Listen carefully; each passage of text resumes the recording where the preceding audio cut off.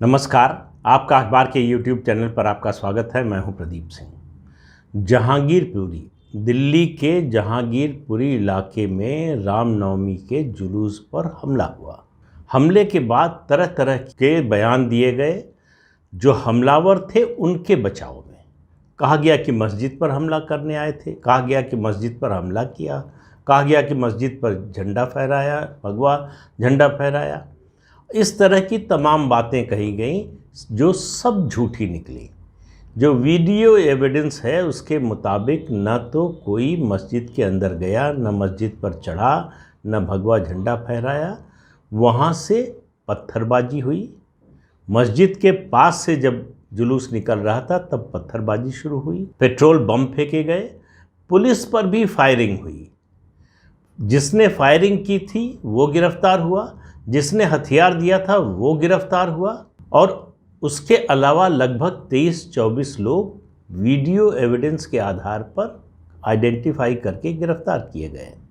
उनमें से कुछ पुलिस हिरासत में हैं, कुछ जेल भेज दिए गए। ये कानूनी प्रक्रिया चल रही है। इस बीच में एक चीज़ और होती है। जिस तरह से सोमवार को पुलिस जब गई, जिसने फायरिंग की थी उसको गिरफ्तार करने, पुलिस दल पर हमला हुआ। उसके बाद बीजेपी के प्रदेश अध्यक्ष आदेश गुप्ता ने उत्तरी नगर निगम के मेयर को चिट्ठी लिखी और कहा कि जो लोग इस घटना में शामिल हैं, जो उपद्रवी शामिल थे, जो आतंकी शामिल थे, उनके जो अवैध निर्माण हैं उनको गिरा दिया जाना चाहिए। रात में 10 बजे उत्तरी नगर निगम ने ये फैसला किया कि अवैध निर्माण के खिलाफ अभियान चलेगा और ये अवैध निर्माण गिरा दिए जाएंगे। सुबह 10 बजे जहांगीरपुरी में बुलडोज़र पहुंचा। 11 बजे सुप्रीम कोर्ट खुलते ही जमायत उलेमाए हिंद की PIL फाइल थी। उसके आधार पर और कपिल सिब्बल, कांग्रेस के नेता, कांग्रेस के वरिष्ठ नेता, दुष्यंत दवे, सुप्रीम कोर्ट के वरिष्ठ नेता, इन दोनों ने चीफ जस्टिस की कोर्ट में मेंशन किया इस मुद्दे को कि बुलडोज़र आ गया है वहाँ पर और इसको रोका जाए। चीफ जस्टिस की कोर्ट ने तुरंत फैसला किया कि इस मामले की सुनवाई कल होगी और उससे पहले तुरंत जो है स्टेटस को मेंटेन किया जाए। ये फैसला आता है सुप्रीम कोर्ट का 11:30 के लगभग। उसके बाद भी बुलडोज़र चलता रहता है। फिर भागकर वृंदा करात पहुँचती हैं जहांगीरपुरी। CPM की नेता हैं। वृंदा करात के अलावा दुष्यंत दवे और कपिल सिब्बल फिर चीफ जस्टिस की कोर्ट में जाते हैं कि आपके आदेश के बावजूद बुलडोज़र चल रहा है। और नगर निगम के मेयर का ये कहना है कि हमें अभी सुप्रीम कोर्ट के आदेश की कॉपी नहीं मिली है, आप इसकी व्यवस्था कीजिए। चीफ जस्टिस तुरंत सेक्रेटरी जनरल जो सुप्रीम कोर्ट के हैं उनको आदेश देते हैं कि नगर निगम के मेयर और दिल्ली के पुलिस कमिश्नर को अदालत के आदेश की कॉपी तुरंत पहुंचाई जाती है। उसके बाद लगभग 12:30 बजे बुलडोज़र रुक जाता है। मेरा सवाल एक ही है, सुप्रीम कोर्ट ने ये जो बुलडोज़र को रोका, अतिक्रमण गिराने के अभियान को रोका, इससे हौसला किसका बढ़ा और किसका पस्त हुआ? इससे हौसला बढ़ा जमायत उलेमाए हिंद का, उसके कार्यकर्ताओं का, उसके नेताओं का। और ये वही संगठन है जो अहमदाबाद बॉम्ब ब्लास्ट के आरोपी आतंकवादियों का अदालत में बचाव कर रहा है। यही संस्था है और इसी संस्था के उस पर जो है कपिल सिब्बल और दुष्यंत दवे जैसे वरिष्ठ वकील सुप्रीम कोर्ट पहुंचते हैं। कहा यह जा रहा है कि प्रशांत भूषण और संजय हेगड़े भी मौजूद थे। हालांकि बहस में उन्होंने हिस्सा नहीं लिया, बहस हुई भी नहीं। सुप्रीम कोर्ट ने स्टेटस को का आदेश देते हुए सरकारी पक्ष से पूछने सुनने की भी शायद ज़रूरत नहीं समझी। बात इसकी नहीं कि सुप्रीम कोर्ट ने एक कार्रवाई को रोक दिया। बात यह है कि किस तरह की कार्रवाई को रोका, उसके जरिए संदेश क्या गया। सुप्रीम कोर्ट का इरादा रहा हो या नहीं रहा हो, लेकिन संदेश यही गया कि कानून का राज स्थापित करने वालों के लिए सुप्रीम कोर्ट हंटर चलाने को तैयार है। संदेश ये गया कि इस देश में जो आतंकवादी हैं, बांग्लादेशी घुसपैठिए हैं, जो म्यांमार से आए हुए रोहिंग्या हैं, और ऐसे अराजक तत्वों के लिए सुप्रीम कोर्ट का दरवाज़ा हमेशा खुला है। खरगोन में हिंसा हुई, गुजरात में हिंसा हुई, कर्नाटक में हिंसा हुई, देश के दूसरे हिस्सों में हिंसा हुई।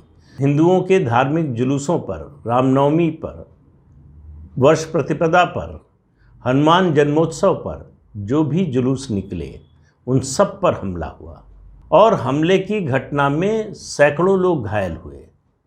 कर्नाटक में एक व्यक्ति की मौत भी हो गई। इस सब के बावजूद देश की किसी अदालत ने कहीं भी स्वतः संज्ञान लेकर मामले की सुनवाई करना ज़रूरी नहीं समझा। लेकिन आरोपियों के अतिक्रमण गिराए जाने को लेकर सुप्रीम कोर्ट तुरंत सुनवाई करने के लिए तैयार हो गया और इसके साथ साथ सुप्रीम कोर्ट इसके लिए भी तैयार हो गया है कि देश के दूसरे राज्यों में जहाँ जहाँ भी बुलडोज़र चलाकर ऐसे अपराधी, माफिया और दूसरे तत्वों के खिलाफ जो कार्रवाई हुई है उन सब के बारे में भी विचार करेगा। इन लोगों ने कहा कि कोई नोटिस नहीं दिया गया, जिसे पत्थरबाजों ने तो नोटिस दे के पत्थर चलाया था, और ये कहा कि जो पत्थर चलाते हैं उनका घर गिरा दिया जाए, ये कहाँ तक न्यायोचित है। तो पुलिस पर गोली चला दे, उनका घर गिरा दिया जाए, ये कहाँ तक न्यायोचित है। मैं ये सवाल पूछ रहा हूँ। लोगों को मार दें, निर्दोष लोगों की हत्या कर दें, उनका घर गिरा दिया जाए, ये कहाँ तक न्यायोचित है। समाज में दहशत फैलाएं, गुंडागर्दी करें, अपहरण और फिरौती का धंधा चलाएं, उनका घर नहीं गिराया जाना चाहिए, क्योंकि ये कानून के मुताबिक नहीं है। तो ऐसे कानून को बंगाल की खाड़ी में फेंक देना चाहिए। ऐसा कानून, ऐसी अदालत जो देश में अपराधी तत्वों के खिलाफ, माफिया के खिलाफ, आतंकवादियों के खिलाफ, समाजवादी तत्वों के खिलाफ कार्रवाई से रोके, उस कानून का क्या मतलब है, समाज के लिए उसकी क्या उपयोगिता है, क्यों होना चाहिए ऐसा कानून, क्यों ऐसा कानून नहीं होना चाहिए कि ऐसे तत्वों के खिलाफ त्वरित कार्रवाई हो, तुरंत हो, पत्थर चलाने की किसी की हिम्मत न हो। और ये बात केवल कहीं सुनी नहीं है। उत्तर प्रदेश में जितने माफिया और गुंडों के खिलाफ इस तरह की कार्रवाई हुई है, उत्तर प्रदेश की आबादी को देखिए तो वो उनका प्रतिशत जो है वो आपको 0.00 पता नहीं कितने ज़ीरो लगाने के बाद 1 लगाएंगे तो शायद उनका नंबर आएगा। लेकिन असर कितना हुआ है? असर ये हुआ है कि इन तीनों मौक़ों पर उत्तर प्रदेश के हर ज़िले में, हर शहर में जुलूस निकले, किसी पर पथराव नहीं हुआ। इसको कहते हैं प्रिएम्प्टिव एक्शन, कि घटना को रोकने का। घटना हो जाने के बाद जांच करिए, सज़ा दिलाने की कोशिश कीजिए, 10 साल, 15 साल, 20 साल तक मुकदमा चलता रहे, उसके बाद गवाह आधे मर जाएं, आधे भाग जाएं, आधे बदल जाएं, तो उसके बाद जो आरोपी हैं, जो दोषी हैं, वो छूट कर चले जाएं। उस कानून का कोई मतलब है क्या? वो कानून किसका हित साध रहा है? ऐसी व्यवस्था किसका हित साध रही है? किसके लिए मददगार है? जो कानून, जो व्यवस्था अपराधियों के लिए, दोषियों के लिए, आरोपियों के लिए मददगार हो, वो किसी देश में उस कानून के बने रहने का कोई मतलब नहीं है। लेकिन सवाल ये है कि कानून सब कुछ अपनी आँखों के सामने देखते हुए जज साहिबान को ये बात, उनके मन में ये सवाल क्यों नहीं आता? अगर एमसीडी कोई कार्रवाई कर रही थी, अतिक्रमण विरोधी कार्रवाई कर रही थी, तो अदालत एमसीडी के कमिश्नर को, मेयर को या किसी अधिकारी को बुलाकर ये कह सकती थी कि हम इस बात की जांच करेंगे कि ये जो आप अवैध बता रहे हैं है या नहीं। अगर अवैध नहीं है तो इसका आपको परिणाम भुगतना पड़ेगा। बात इतनी सी थी, बाकी आप कार्रवाई करते रहिए। तो इससे हौसला बढ़ता उनका कि हम सही काम कर रहे हैं, अदालत ने हमको रोका नहीं। अभी उनके मन में आया कि हम सही काम करेंगे तब भी अदालत से रोक दिया जाएगा, हम सही काम करेंगे तब भी अदालत से हमारे खिलाफ टिप्पणी होगी, हमारा प्रमोशन रुकेगा, हमारे लिए काम करना मुश्किल होगा।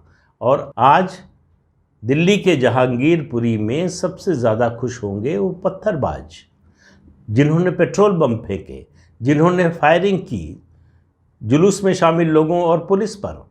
पुलिस के लोग घायल होकर अस्पताल में हैं, वो कोई एविडेंस नहीं माना जाएगा, उसको उसका कोई महत्व नहीं है। लेकिन ऐसे तत्वों के बचाव में कोई कमी न रह जाए, ऐसे तत्वों का बचाव होना चाहिए। उसके लिए आप देखिए किस तरह से सिस्टम खड़ा होता है। हमको आपको अगर कल ज़रूरत पड़ जाए निचली अदालत में, सुप्रीम कोर्ट की बात ही छोड़ दीजिए, हमारे आप जैसे लोग तो सुप्रीम कोर्ट तक 7 जन्म तक नहीं पहुंच सकते हैं। जिनके पास घर बार है, मेरे पास तो नहीं है, जिनके पास घर बार है वो भी बेच दें तो भी मुश्किल है, शायद 1-2 पेशी की हिम्मत जुटा पाए।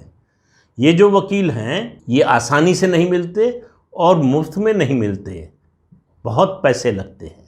कितने लगते हैं इसका अंदाज़ा भी आपको नहीं होगा। ये वकील अपना काम छोड़कर मुफ्त में इसके लिए क्यों खड़े हो जाते हैं? उनको समाज की चिंता है, ये बात अगर हो तो बड़ी अच्छी बात है, लेकिन समाज में अच्छे लोगों की चिंता क्यों नहीं है? जो विक्टिम हैं, जो सताए गए हैं, उनकी चिंता क्यों नहीं है? जो आतताई है, जो आक्रमणकारी है, उसकी चिंता क्यों है? उसके लिए देखिए आप किस तरह से रातों रात पिटीशन तैयार हो जाता है, फाइल हो जाता है, सुप्रीम कोर्ट में की रजिस्ट्री में दाखिल हो जाता है और सुबह सुबह चीफ जस्टिस की कोर्ट में उसका मेंशन हो जाता है। सुनवाई के लिए तारीख तय हो जाती है, सुप्रीम कोर्ट का निर्देश जारी हो जाता है स्टेटस को के लिए। कितने मामलों में ऐसे होता है? किसी की जान नहीं ले रही थी एमसीडी, उस बुलडोजर से किसी को कुचला नहीं जा रहा था, किसी ऐसे व्यक्ति के खिलाफ कार्रवाई नहीं हो रही थी जिस पर कोई आरोप ना हो। और दूसरी बात, आरोप और होने नहीं होने से ये कार्रवाई अगर कानून के ही शुद्ध नज़रिए से आपको देखनी है तो उससे बिल्कुल अलग है। कोई मतलब नहीं है कि किस पर आरोप है, किस पर आरोप नहीं है। एक अतिक्रमण है, उसको पुलिस के प्रोटेक्शन में एमसीडी ने गिरवा दिया। इतनी सी बात के लिए सुप्रीम कोर्ट सुनवाई करने को तैयार है। बड़े बड़े मामले हो जाते हैं लेकिन कोई अदालत सुनवाई करने को तैयार नहीं होती, इतनी तुरंत गति से। एक आतंकवादी को फांसी देने के लिए सुप्रीम कोर्ट का दरवाज़ा आधी रात को खुल सकता है और उसके लिए वकीलों की, वरिष्ठ वकीलों की सुप्रीम कोर्ट के पूरी फौज खड़ी हो सकती है। इस देश का अपने को नागर समाज का हिस्सा कहने वाले, सिविल सोसाइटी का हिस्सा कहने वाले 100, 200, 300 लोग दस्तखत का अभियान चलाकर उसके पक्ष में खड़े हो सकते हैं। लेकिन एक गरीब आदमी के, जिसके पास कुछ नहीं है, एक रिक्शे वाला, ठेले वाला, गरीब व्यक्ति, उसके हित में, उसके पक्ष में खड़ा होने वाला आपको इन वकीलों में से कोई नहीं मिलेगा।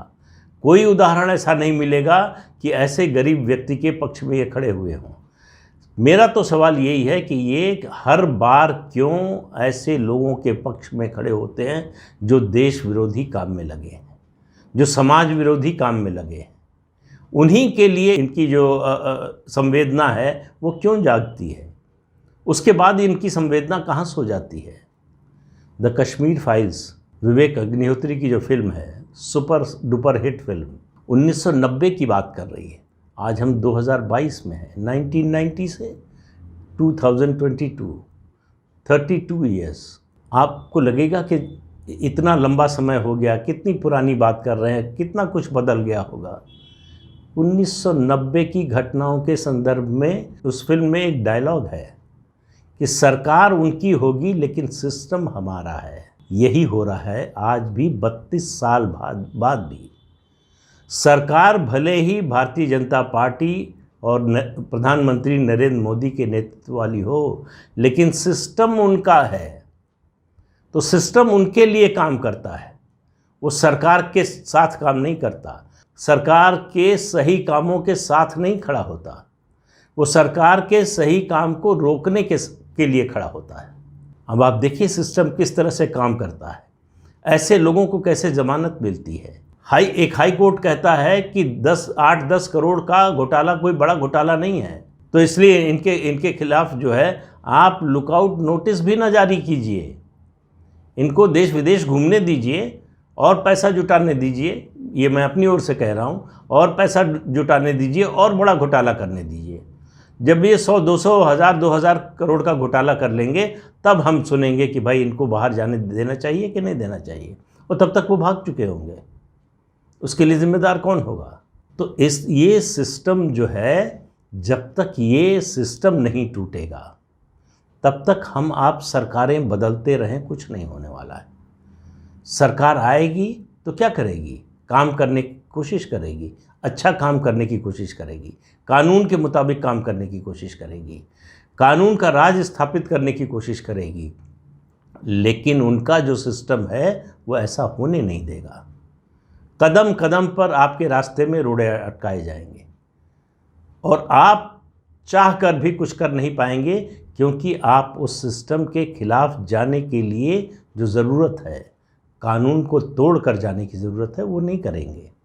जब तक आप उस लोकोक्ति पर खरे नहीं उतरेंगे कि शठ समझे शठ ही की भाषा, उसको उसी भाषा में जब तक नहीं समझाया जाएगा, उसके साथ उसी तरह का व्यवहार जब तक नहीं किया जाएगा।